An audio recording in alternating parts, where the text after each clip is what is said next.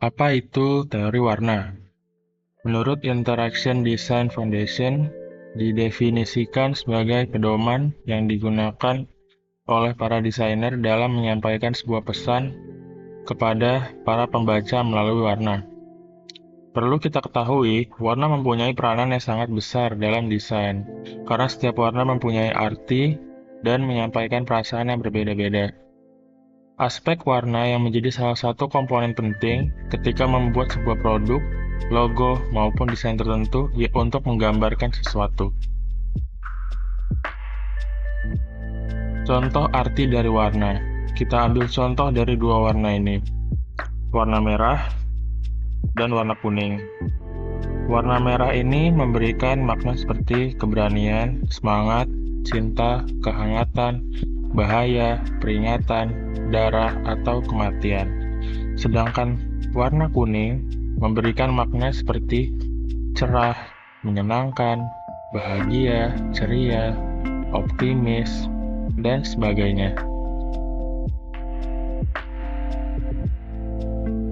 Contoh desain dari warna merah biasanya digunakan untuk bahaya, peringatan, atau sesuatu yang berhubungan dengan kematian. Biasanya seperti poster membela Palestina dan kegiatan manusia lainnya. Atau bisa sebagai poster untuk produk saat Valentine. Nah, di sini adanya penggambaran cinta dan kehangatan. Dan untuk yang kuning,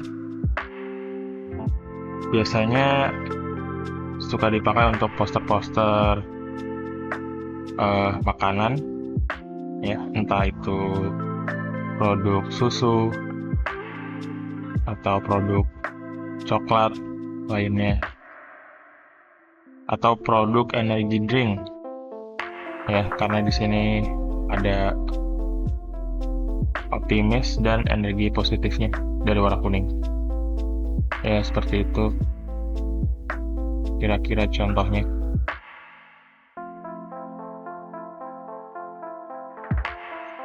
Warna terdiri dari 3 dasar.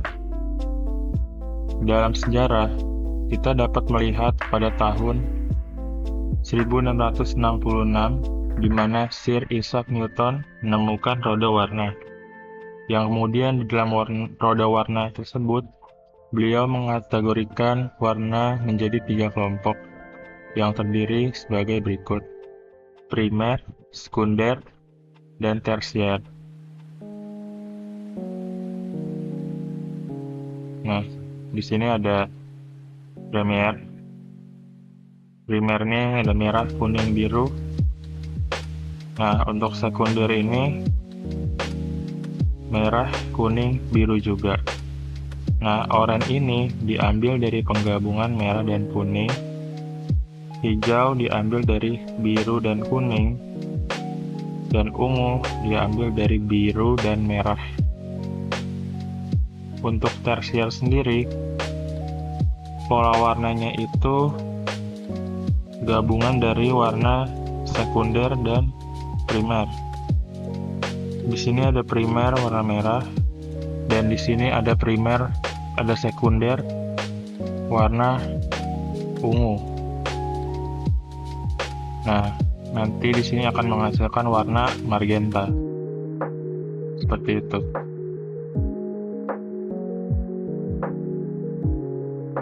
Apa itu primer? Pertama, warna primer menurut HubSpot didefinisikan sebagai warna yang tidak dapat dibuat dengan menggabungkan dua warna maupun lebih secara bersamaan. Dengan kata lain, warna primer merupakan warna dasar.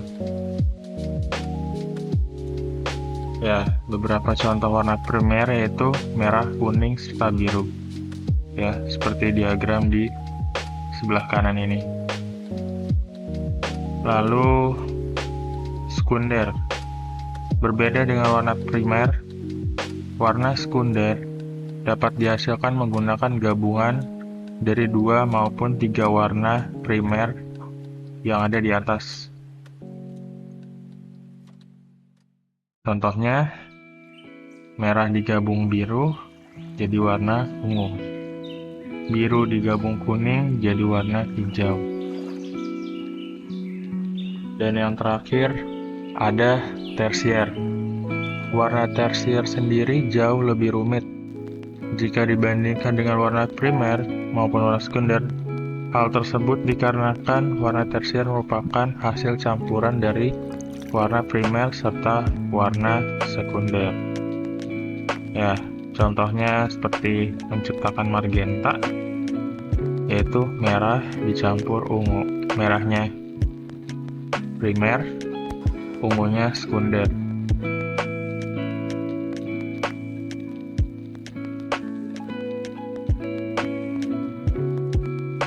Lalu kemudian ada atribut warna. Dimulai dari hue. Hue ini merupakan istilah yang digunakan untuk menunjukkan nama dari sebuah warna. Contohnya kalau kita klik yang ini adalah warna merah. Ada merah tua juga, atau merah muda, atau warna krem. Jadi hue itu adalah identitas warna. Lalu ada value. Value merupakan dimensi kedua atau digunakan untuk menjelaskan mengenai terang atau gelapnya sebuah warna. Nih contohnya, di sini merah terang, lalu makin ke kanan warnanya semakin gelap. Ini value. Lalu kemudian ada saturation or intensify. Disebut dengan chroma. Merupakan sebuah dimensi yang mempunyai hubungan dengan cerah atau suramnya sebuah warna. Jadi di sini dari merah terang, lama-lama dia memudar menjadi warna putih. Gitu.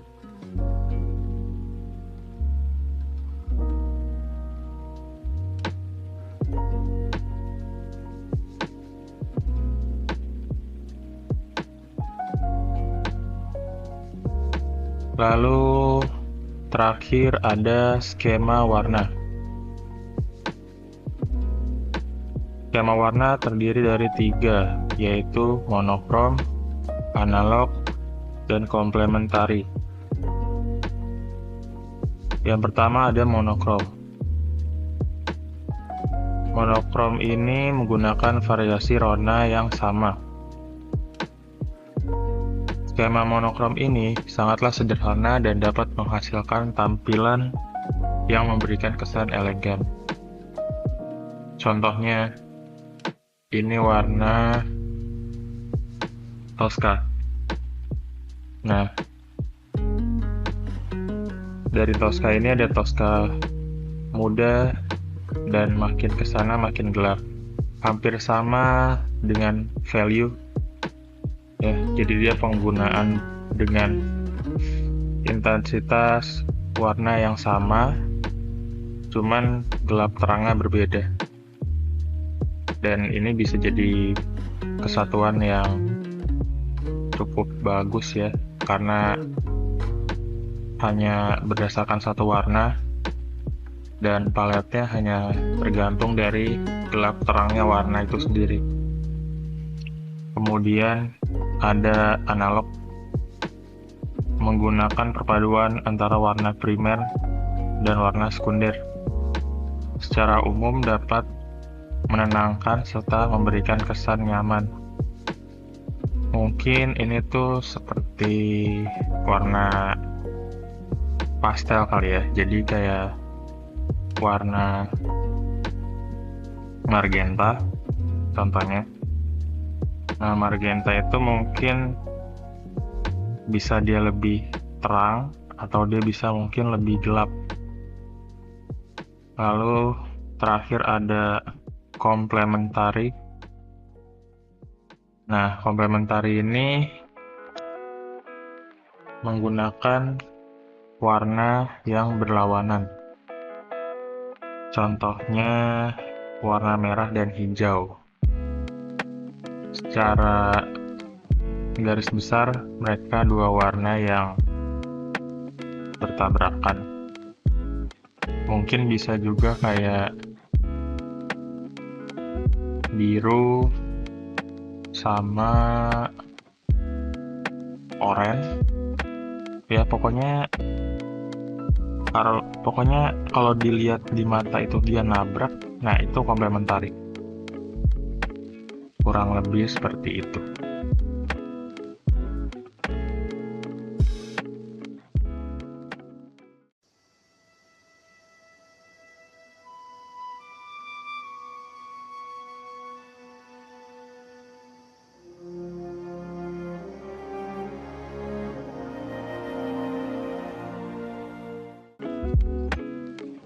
Halo teman-teman, jumpa lagi pada pertemuan ke-6.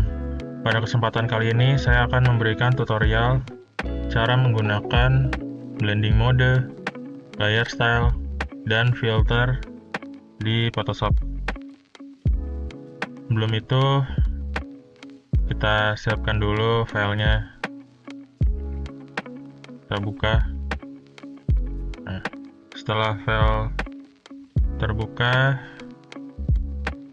saya akan mulai dari apa itu blending mode. Blending mode itu semacam efek yang diaplikasikan ke dalam layer di bawahnya. Contohnya, layer 2 ada di atas layer 1. Posisi blending mode ini ada di bagian panel layer. Ya. Nah, di sini kita klik ya layer 3. Blending mode ini yang tulisan normal. Kalau kita buka, maka dia ada pilihannya. Ya, kalau kita pilih dissolve, ini lihat gambarnya jadi kayak bintik-bintik itu. Ya, kemudian juga ada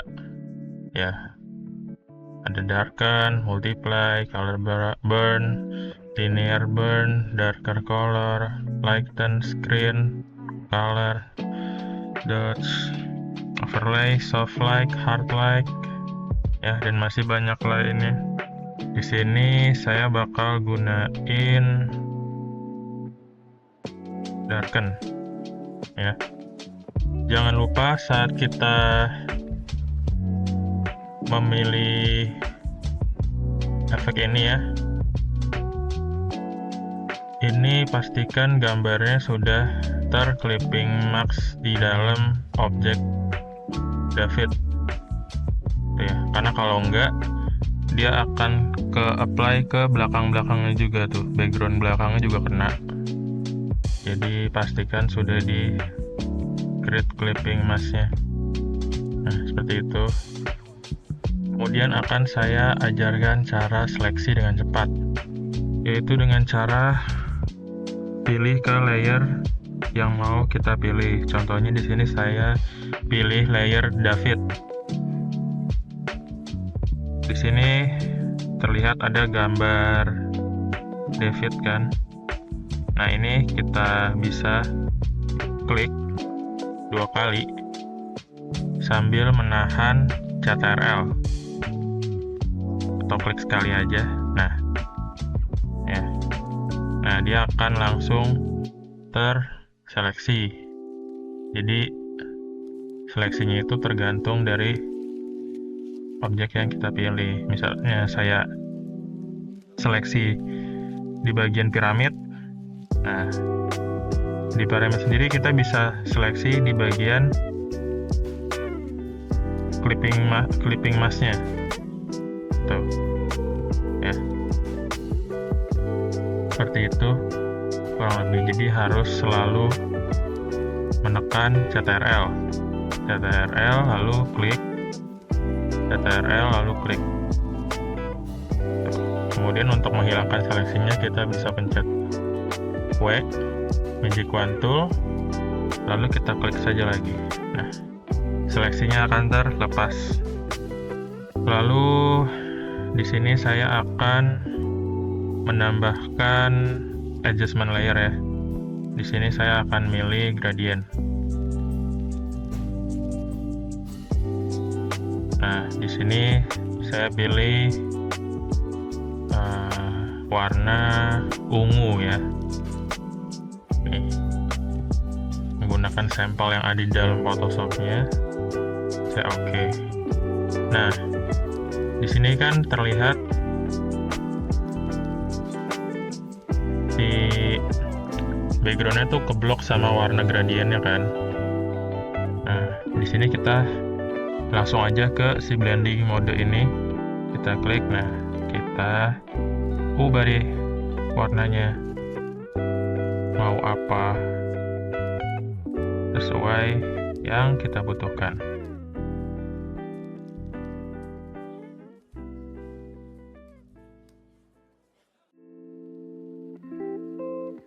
Ini saya pilih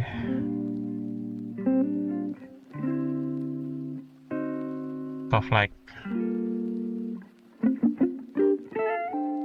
Kemudian di layer David juga saya tambahkan adjustment layernya, gradient juga.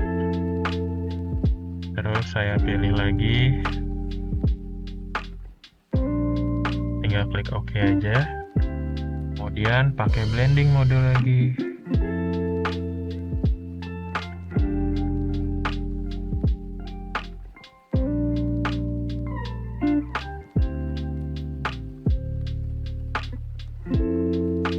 Saya pilihnya overlay, kemudian opacity-nya direndahkan.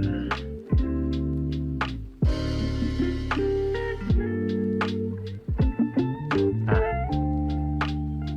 lalu saya pilih lagi adjustment dan pilih hue. Kita bikin gambar di dalam itu jadi sesuai sama tema yang mau kita ambil. Saya ambil tema warna ungu. Ya, jadi seperti ini.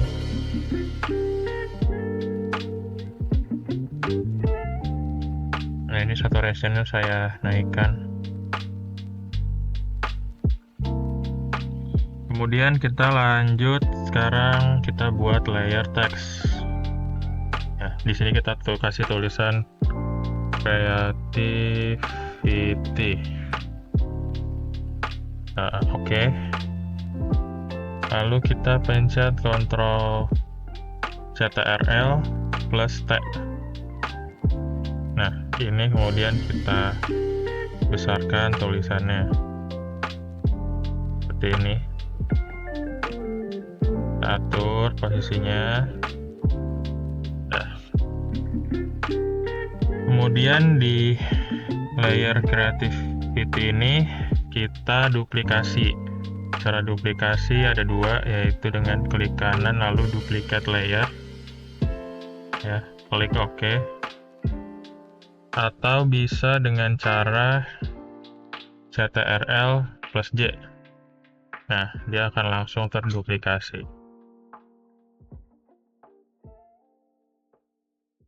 Lalu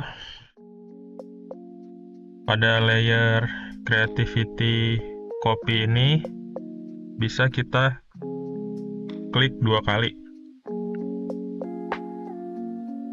Nah, setelah kita klik 2 kali, di sini akan keluar layer style namanya. Layer style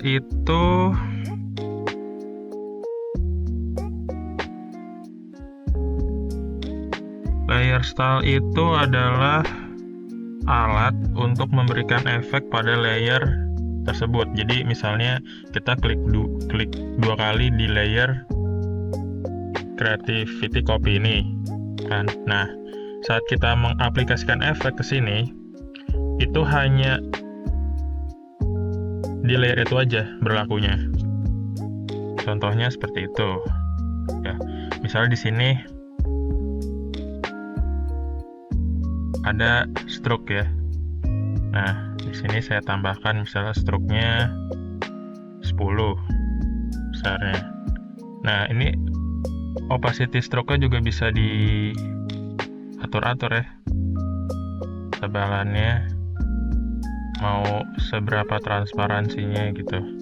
Dan warnanya juga bisa diganti-ganti sesuai sama yang kita butuhkan. Kalau udah, tinggal klik OK aja. Itu. Nah, di sini kita klik 2 kali lagi ya. Layer style ini fungsinya banyak. Pertama, dia bisa ngasih tekstur. Ya, tuh. Ngasih tekstur. Dan teksturnya ini bisa kita pilih sesuai preset yang ada ya. Tuh, itu contohnya. Lalu di sini bisa ngasih shadow di dalam. Ya, kalau kita klik nih. Kalau kita klik sini. Terus ini kita bisa atur shadow di dalam hurufnya itu mau mana. Dan ini juga bisa diatur blurnya biar si efeknya tuh lebih nyatu sama tulisannya. Ya, contohnya kayak gitu. Terus bisa buat ganti warna juga. Nah, warna di dalamnya bisa diganti.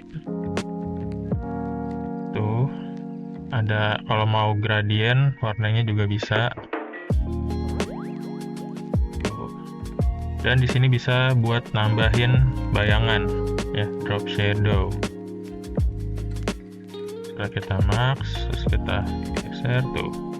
Di bawahnya akan ada bayangan. Ya, kurang lebih layer style seperti itu.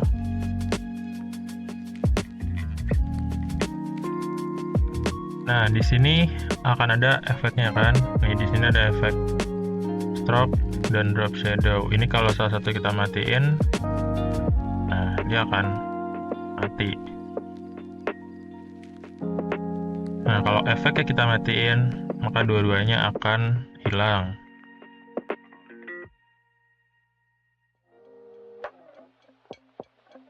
Nah, di sini kita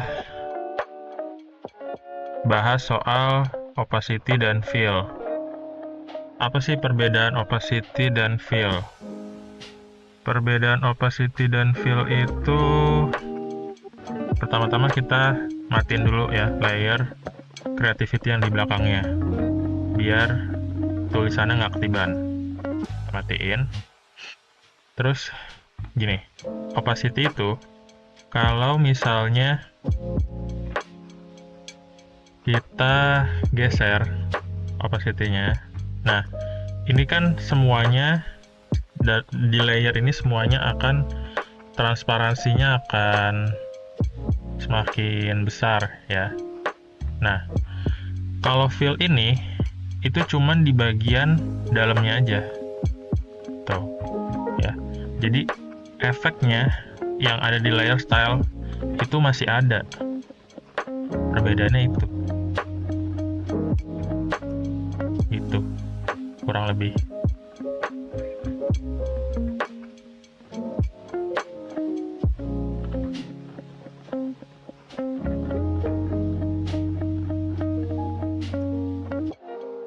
Nah, di sini kan kita lihat nih, kalau kita aktifin yang di bawahnya, maka si David-nya bakal ketimpa kan. Nah, gimana nih caranya biar David-nya nggak ketimpa? Si layer creativity ini bisa kita drag ke bawahnya David. Nah, maka dia akan terlihat seperti ini.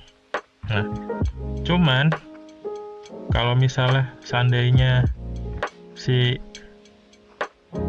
tulisan creativity ini kita pindah, nah kan jadi nggak ngikut tuh. Cara biar dia tetap nyambung walaupun layernya terpisah, itu bisa kita klik Pertama kita klik dulu layer atasnya, kemudian kita pencet, kita tahan CTRL, terus kita klik creativity yang di bawah.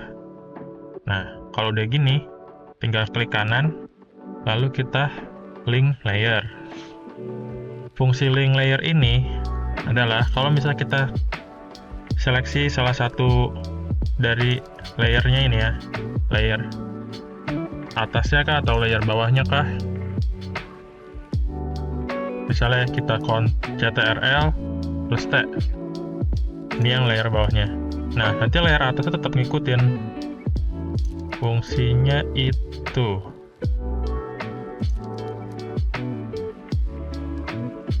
Tuh, ya. Jadi layer atasnya tetap ngikut.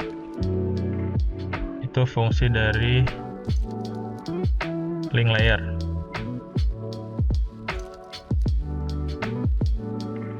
Lalu kita lanjut ke menu bar. Ya, menu bar itu yang atas, yang file, edit, image, layer type, select filter. Di sini kita pilih filter. Di filter ini ada filter gallery, ada blur, blur gallery, distort, noise, pixelate, render, sharpen, stylus, video, dan other. Nah, fungsi dari filter ini, contoh ya, misalnya saya masukin foto, nih ya, saya place,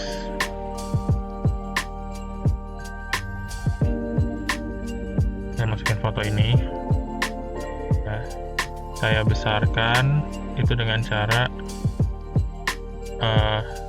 tarik yang ada di seleksi ini, lalu pencet Alt. Nah, dia akan berurutan ya, membesarkannya. Oke. Nah, di sini kita duplikat dulu layarnya ya, layer 1. Ini kita duplikat. Nah, kemudian layer copy-nya ya. Ini kalau dari yang saya pakai ya, saya biasanya pakai yang high pass. Pilih ke radius 10. Ya, oke. Lalu di sini kita pilih yang overlay misalnya. Nah, fungsi dari high pass ini adalah untuk bikin gambar jadi kontras, jadi lebih kelihatan, lebih terhighlight. Contoh kalau kita matiin ya, tuh bintang-bintangnya tuh jadi ya udah biasa aja. Cuman kalau kita pakein, tuh dia jadi lebih terang gitu. Kan fungsinya untuk menaikkan kontras high pass ini. Ini berguna juga kalau misalnya foto kalian tuh agak pecah gitu. Ini bisa pakai high pass.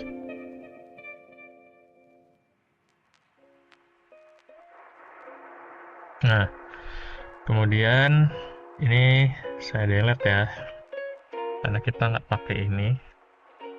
Ada ini. Oh ya, jangan lupa ya. Sorry nih, kita redo lagi. Ini bisa kita delete dulu. Nah, kalau pas kita pakai filter ini, pastiin kita udah bikin ini jadi smart object. Smart object itu kayak ada tandanya di sini, di layer sini. Perbedaannya dia nggak smart object sama smart object apa? Kalau di duplikat ya, misal kita rasterize layer, nah ini tanda filenya nggak ada di sini ya, tuh atas bawah file ada. Kalau misalnya kita mengaplikasikan efek ke sini, contoh ya, misalnya blur, Gaussian blur. Nih, misalnya kita bikin dia ngeblur, kan? Saat kita oke, nah ini tuh nggak bisa diapa-apain lagi, karena ini udah nyatu sama efeknya. Beda dari yang ini nih, beda dari yang Smart Object.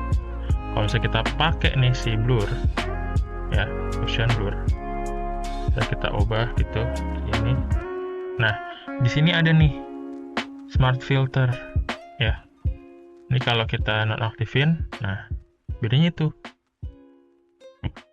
Dan enaknya adalah kalau kita pilih nih si layar putih-putihnya ini, terus kita pakai brush, nah ini bisa kita edit, jadi kita tinggal brush aja, nah dia akan ngapli ke yang nggak di brush. Jadi kalau di brush dia bakal begitu.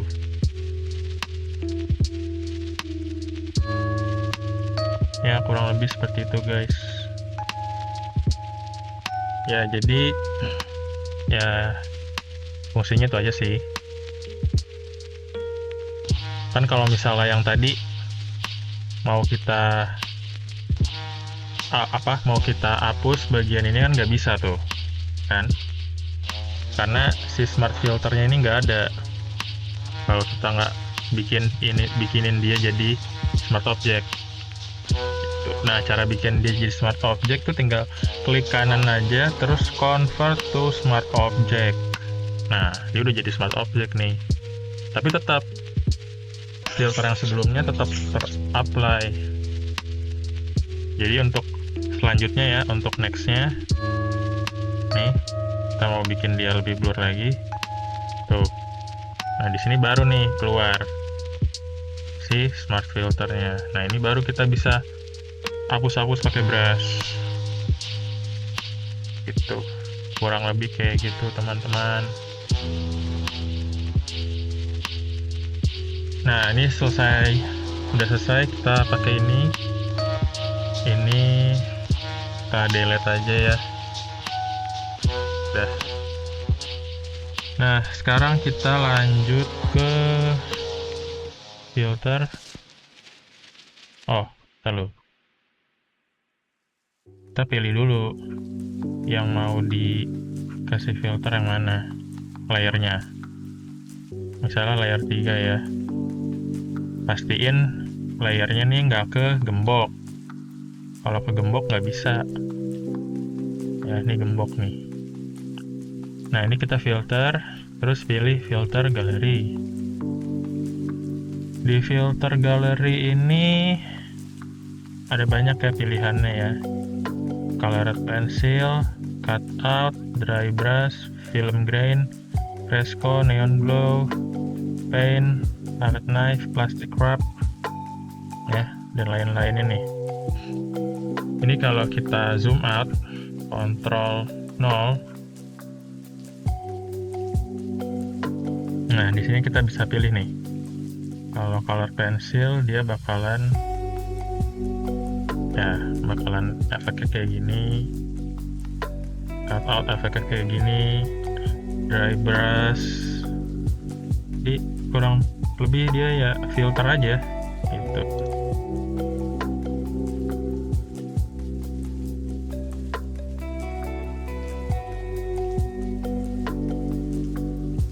Nah, kayak gitu. Kurang lebih dia hanya filter. Nah, kalau kita nggak make, ya tinggal di cancel aja.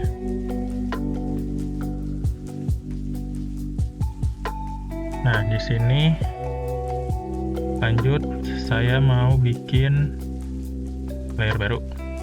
Ya. Terus saya kasih warna hitam. Nah, hitam. Nah, si hitam ini kita buka filter galeri. Lalu saya kasih efek film grain. Ya. Kita pencet OK. Nah. Fungsi film grain itu adalah menambahkan tekstur seperti di film-film atau sesuatu yang bergaya vintage, atau juga bisa membangkitkan rasa nostalgia. Tapi biasanya saya menggunakan film grain ini untuk membuat foto lebih menyatu, jadi lebih serasi sama background-nya. Nah, ini tinggal kita ganti ke soft light. Nah, dia warnanya bakalan lebih nyatu nih kalau kita zoom in ya. Nah, dia tuh bakalan bertekstur gitu, jadi kayak ada titik-titiknya tuh ya, sekilas kelihatan lah. Dan ini opacity-nya juga bisa kita kurangin sesuai sama yang kita mau. Di sini saya cuman pakai 70% lah ya, kurang lebih film grain seperti itu.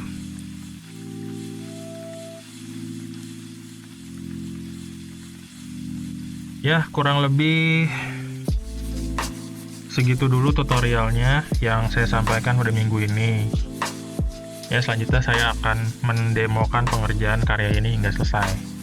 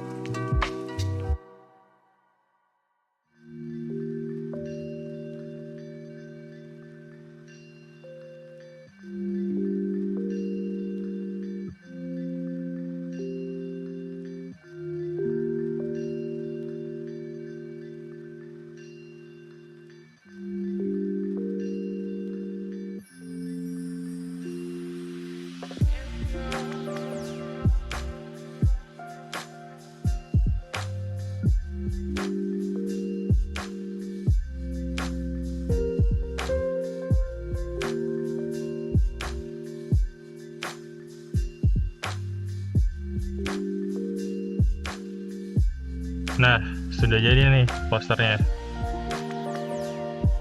Nah, udah jadi posternya. Udah, tinggal kita save poster digital imaging menggunakan layer style dan blending mode dan filter galeri ya. Terima kasih semuanya sudah menonton sampai selesai.